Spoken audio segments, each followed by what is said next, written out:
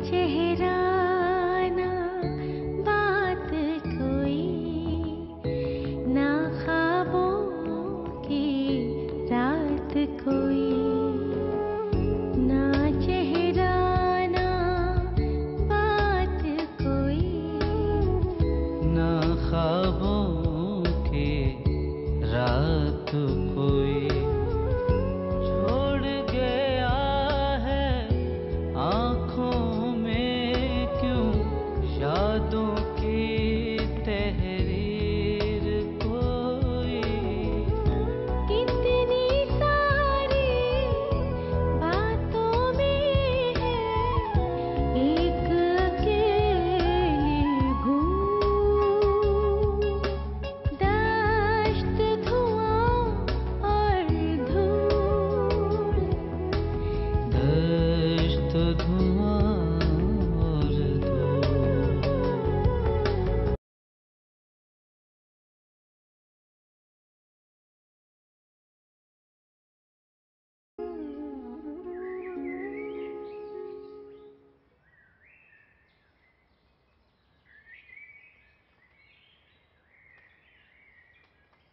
जितनी तवज्जो तुम इन लोगों पे देते हो ना, इतनी तवज्जो अगर तुम अपनी औलाद पे दे दो ना, तो जिंदगी आसान हो जाएगी।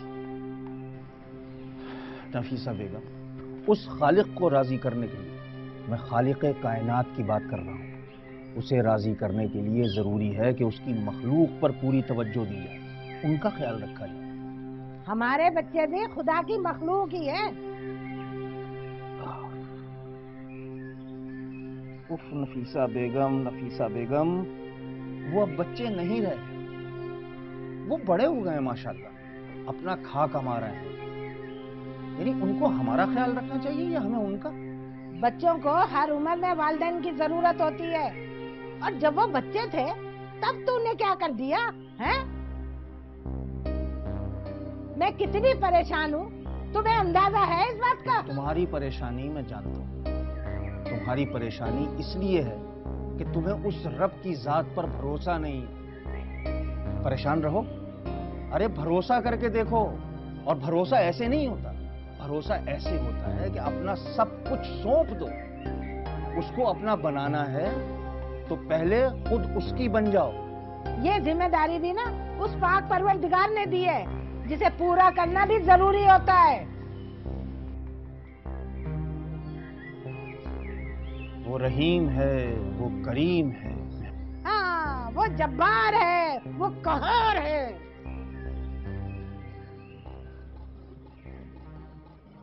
अम्मी, वो अनवर भाई आपको बुला रहे हैं, कुछ बात करनी है उन्होंने। क्या बात है? खैरियत तो? पता नहीं अम्मी। मैं देखती हूँ। जी।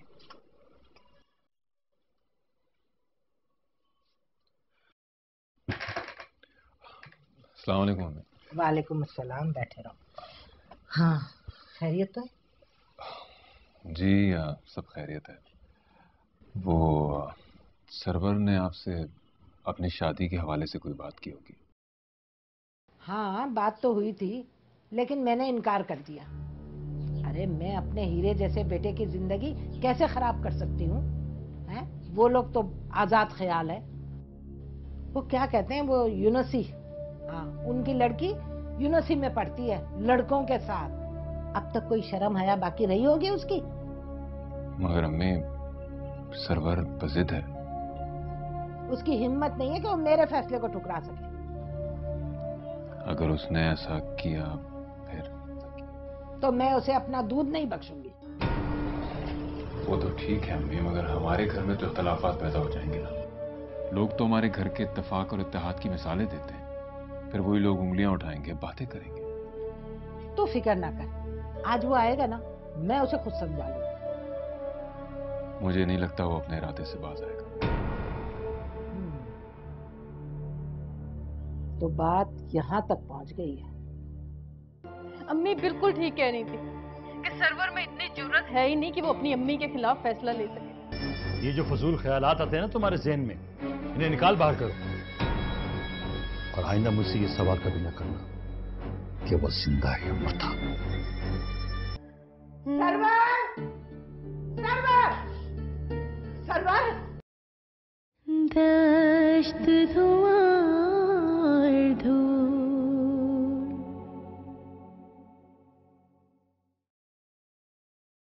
दश्त धुआं और धूल।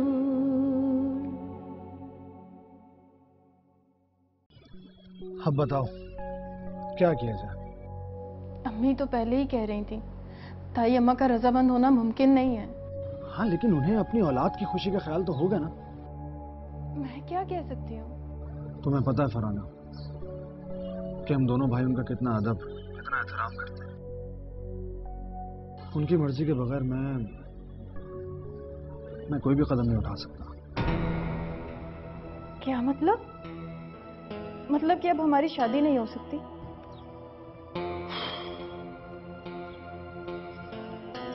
अजीब उलझन का शिकार हो गया मैं तो।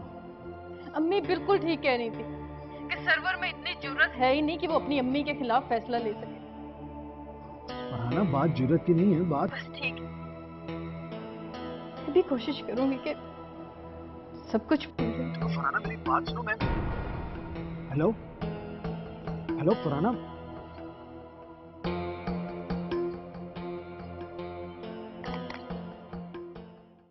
ना चेहरा ना बात कोई, ना ख्वाबों की रात कोई।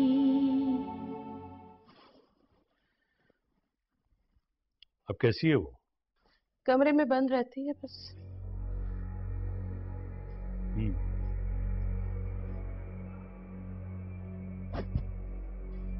सुने, ऐसे कब तक चलेगा? तुम परेशान ना हो, सब ठीक हो जाएगा। मैं सोच रही हूँ कि उसकी दूसरी शादी करवा दे। तो क्या वो शादी के लिए राजी हो जाएगी? कोशिश करने में तो कोई हर्ज नहीं है। बात करके दे। अगर क्या बात करूं, वो तो बातों बातों में जिक्र करके देखो। ठीक है, कोशिश करती हूँ। मगर बच्ची का क्या होगा? हाँ, बच्ची के साथ कौन कबूल करेगा उसे? ऐसा करते हैं, रुबीना की बेटी को हम रख लेते हैं। मैं क्यों रखूं किसी अरे गरे के बच्चे को? क्या कह रही हो समीना? रुबीना मेरी बेटी, वो कोई गैर नहीं। मैं रुबीना की बात नहीं कर रही, उसके शौहर की बात कर रही हूँ। वो तो गैर है। और वैसे भी ये सब तो बात की बात है। पहले उसका शादी के लिए रजामंद होना जरूरी है। ठीक कह रही है तुम। पहाड़ जैसी जिंदगी पड़ी है उसके सामने, क्या करेगी? अब एक बात पूछूं आपसे?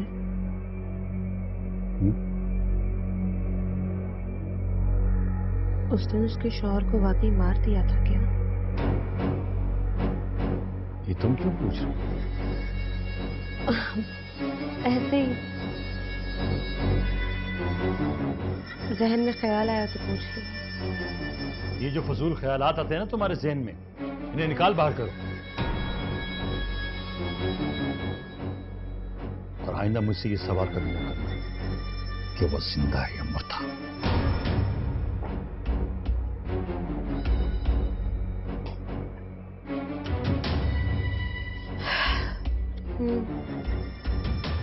मार ही दिया होगा,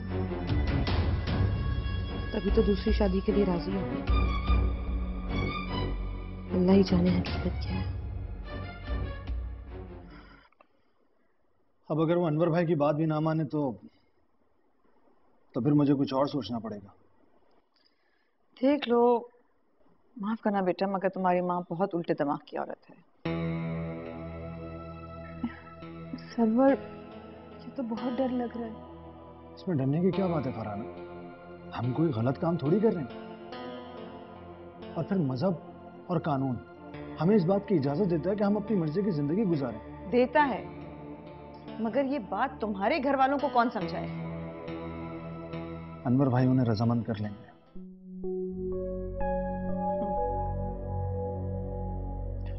अम्मी भी मान जाएंगी, माँ है मेरी। उन्हें मेरी खुशी का ख्याल नहीं होगा तो फिर और किसे होगा भला? सरवर! सरवर! सरवर! अम्मी आप?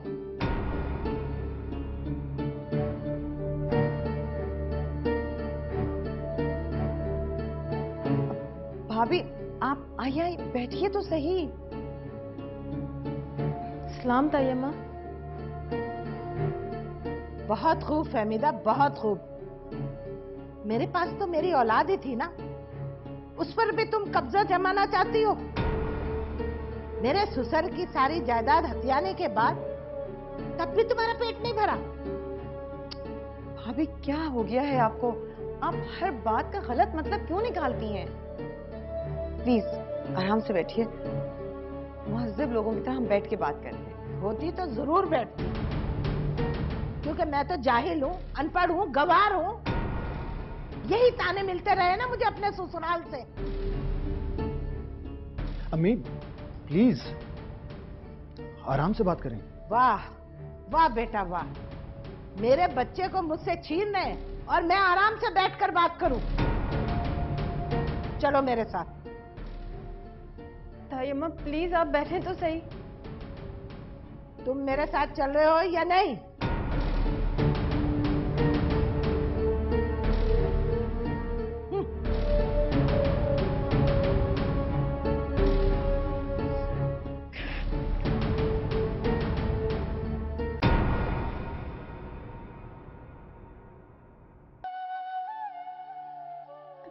वो जरूर कुछ ना कुछ करेंगे। आपका ख्याल ना होता तो कभी भी आपके साथ ना आता। हाँ ना, सरवर आया है। मुझे नहीं मिलना। हाँ, दूर पार के रिश्तेदार हैं। वैसे बिरादरी हमारी एक ही है। तो फिर उन्होंने अनवर के लिए क्यों बात की, जबकि एक रिश्ता है मेरी नजर में। अब बरादरी का ही है